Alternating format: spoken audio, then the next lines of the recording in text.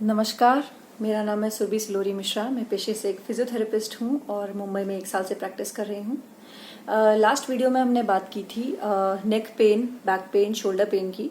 उनके जो रीजंस हैं, क्यों ये दर्द होते हैं, उसके बारे में हमने थोड़ा सा आइडिया लिया था।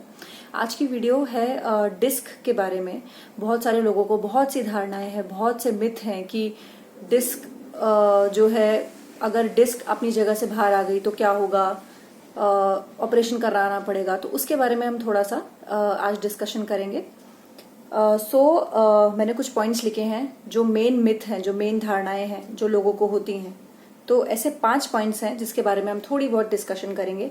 पहला पॉइंट है, डिस्क जो है वो अपनी जगह से, कई लोग कहते हैं डिस्क अपनी जगह से खिसक गई। वो कितना खिसकी है वो जानना बहुत इंपॉर्टेंट है। डिस्क अपनी जगह से पूरी तरह से नहीं खिसकती है। डिस्क अपनी जगह से कुछ मिलीमीटर्स पीछे या लेफ्ट या राइट खिसक सकती है। कुछ ज़्यादा जो सिवियर केसेस हैं जिनमें एक्सीडेंट्स हो गए हैं या फिर बहुत किसी चीज़ को बहुत ज़ोर से पुल कर लिया है या पुश कर लिया है, ये बहुत एक्सट्रीम केसेस की बात कर रही हूँ मैं। उन केसेस में बहुत ज़्यादा डिस्क अपनी जगह से मूव कर सकती है, वरना कुछ मिलीमीटर्स ही डिस्क अपनी जगह से मूव करती है। ओके, सेकेंड मिथ, जो सेकेंड धारणा है लोगों को, वो है surgery is the only option. मतलब सर्जरी के बिना ये डिस्क जो है, जो खिसकी अपनी जगह से, वो ठीक नहीं होगी। ये बिल्कुल बिल्कुल गलत है। 90% 90 to 95% केसेस जो है वो सिर्फ और सिर्फ फिजियोथेरेपी से ठीक हो सकते हैं। तो ये चीज़ आपको जानना बहुत इंपॉर्टेंट है कि सब केसेस में सर्जरी की ज़रूरत नहीं है।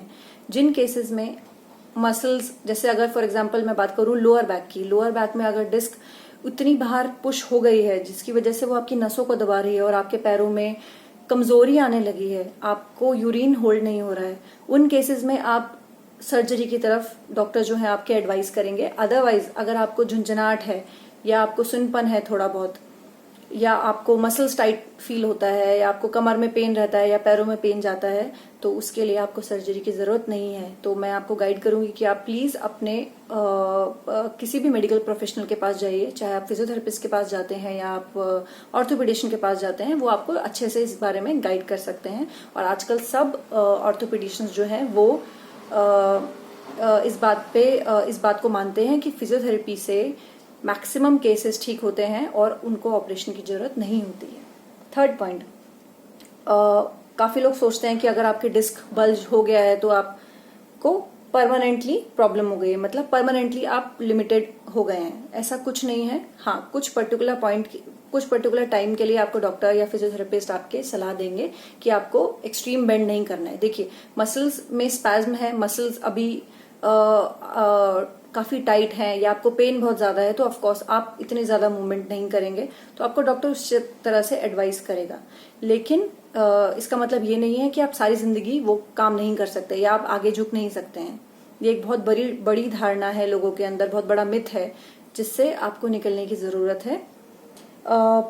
फोर्थ पॉइंट है कि एमआरआई जो है या जो इमेजिंग है वो आपको आपके कमर के दर्द के बारे में बताएगी कि वही आपका कमर दर्द का रीजन है। जैसे कि काफी लोग हमारे पास आते हैं और वो बोलते हैं कि हमारे कमर में दर्द है, हमने ये एमआरआई कराया है, इसमें इस लेवल पे डिस्क बल्ज हुआ है और हमारा दर्द जो है वो इसी की वजह से। ऐसा नहीं होता है। बहुत सारे केसेस हैं जिसमें डिस्क बल्ज है लेकिन कोई भी सिम्टम नहीं है। फॉर एग्जाम्पल, शायद आप अगर मेरा भी एमआरआई कराएंगे लोअर बैक का, तो कहीं ना कहीं मेरे भी आपको डिस्क बल्ज मिलेगा, लेकिन मुझे कोई सिम्टम नहीं है, क्योंकि हम लोगों की एक्टिविटी उस तरह की है कि चांसेस हो सकते हैं। तो जरूरी नहीं है कि एमआरआई की वजह से, एमआरआई में जो आपका डिस्क बल्ज आया है उसी की वजह से आपको दर्द हो। आपका पोस्चर, जैसे कि मैंने अपनी पहली वीडियो में बताया, आपका पोस्चर, आपकी लाइफस्टाइल, सब चीजें मिलके कंबाइंड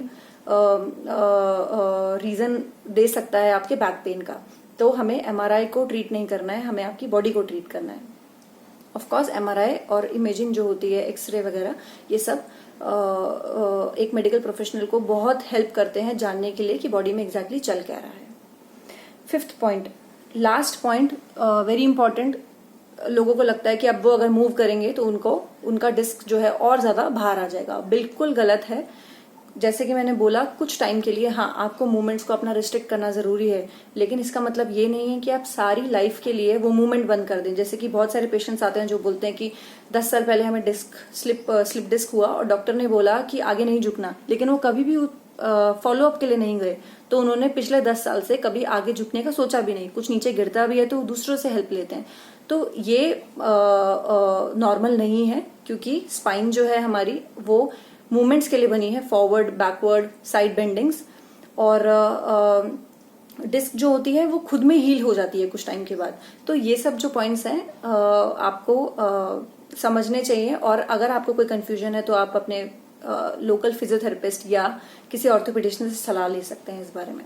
आई होप आपको मेरी वीडियो पसंद आएगी। Please like, comment and subscribe. Stay safe, stay home.